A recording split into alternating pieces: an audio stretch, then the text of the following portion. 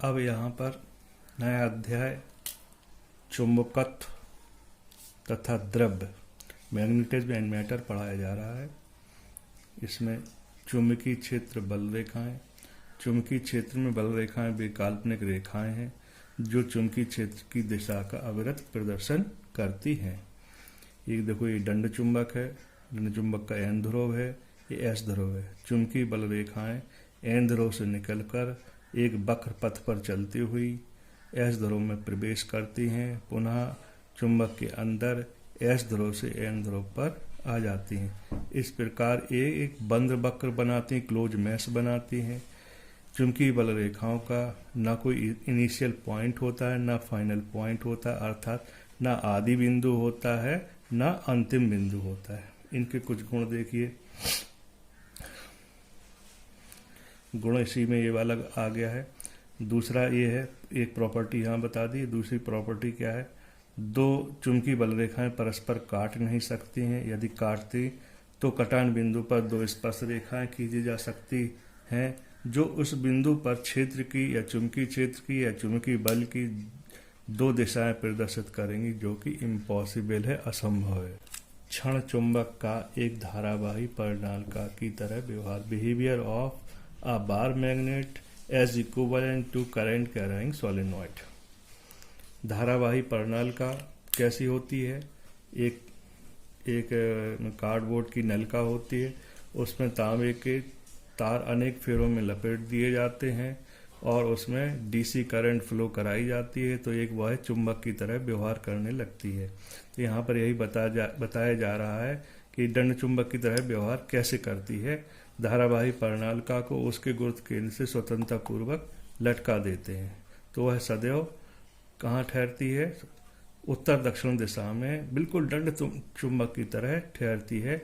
इससे यह ज्ञात हो जाता है। उसके और भी प्रैक्टिकल करे, जैसे एक पहले यहाँ बता दें, गुण बताने के पहले, किसी धारावाही परिणालका को सामने से देखने पर यदि धारा दक्षिणावर्त दिशा में बह रही है तो उसका कौन सा ध्रुव होगा? एस ध्रुव होगा, दक्षिणी ध्रुव होगा।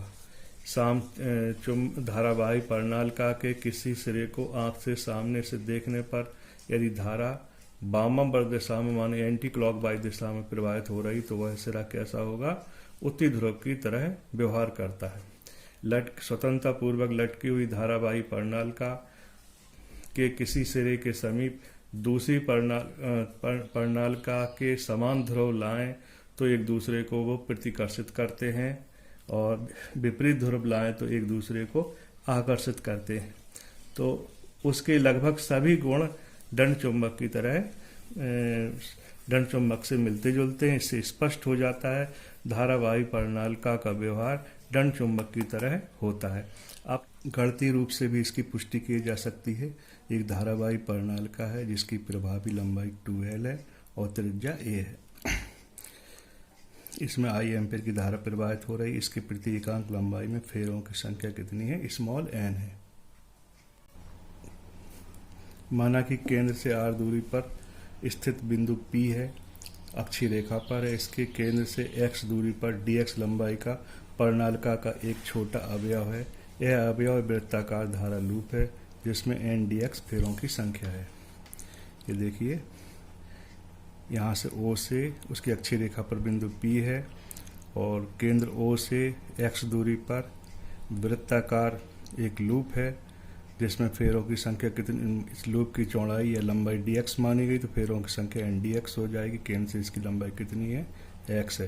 तो इस लूप से P तक की दूरी कितनी हो जाएगी? r माइनस x हो जाएगी। आगे यूज होगा इसका।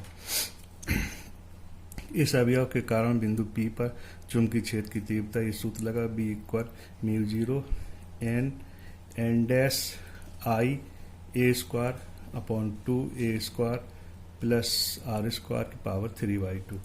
तो n डैश की जगह कितना हो जाएगा? n dx हो जाएगा।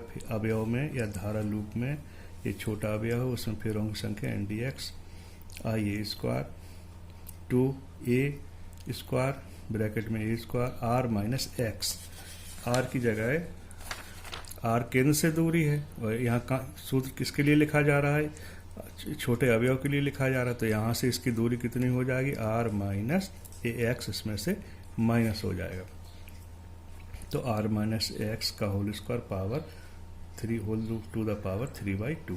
पूरी परिणालिका के कारण चुंबकीय क्षेत्र की तीव्रता, यहाँ समाकलन लगेगा, निश्चित समाकलन लगेगा, माइनस एल से प्लस एल हो जाएगी, mu 0 N D x I A square upon 2, इस नीचे वाला पार्ट जो कहते हो, ये दूरी r बहुत अधिक है, r is very very greater than a, very very greater than small l।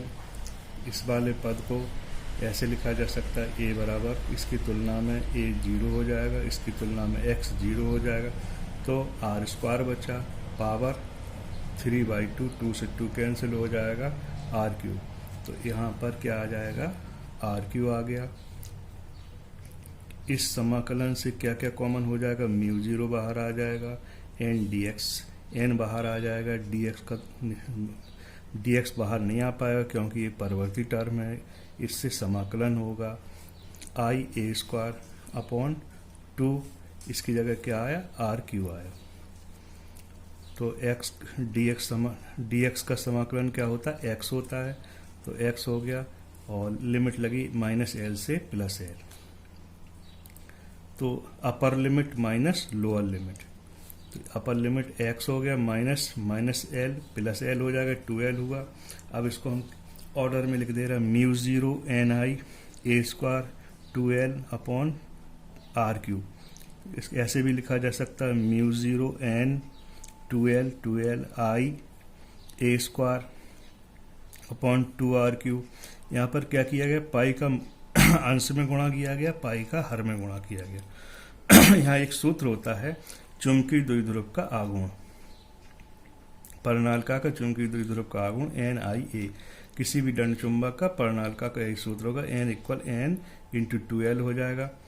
एकांक लंबाई में फेरों की संख्या स्मॉल एन है, तो पूरे परिणालिका में फेरों की संख्या ज़्यादा के लिए मल्टीप्लाई एन इंटू 2l हो जाएगा। अनुप्रस्थ काट का क्षेत्रफल ए बराबर पाई स्क्वायर, तो इसमें सभी मान रख दें, एम इक्वल एन 2l आई पाई ए स्क्वायर, यहाँ से लेके ये वाला पद यहाँ तक मिलता है, तो इसकी जगह पे क्या हो जाएगा, एम हो जाएगा 2r क्यूब, पाई ये वाला इधर आ गया, तो म्यू 0 अपॉन 4 पाई कैसे हो गया, 2 से 2 का अंश में गुणा कर दिया, 2 का हर में कर दिया, तो यहाँ 2 दूनी 4 हो गए, ऊपर 2m हो गया, तो mu 0 upon 4 pi 2m upon R cube, B equal 10⁻⁷ 2m upon R cube. चुंबकीय क्षेत्र का यह व्यंजक ठीक वैसा ही है जैसा अधिक दूरियों के लिए m चुंबकीय आघूर्ण वाले दंड चुंबक का होता है, अतः धारावाही परिणालिका का व्यवहार ठीक वैसा ही होता है जैसा कि ये दंड चुंबक।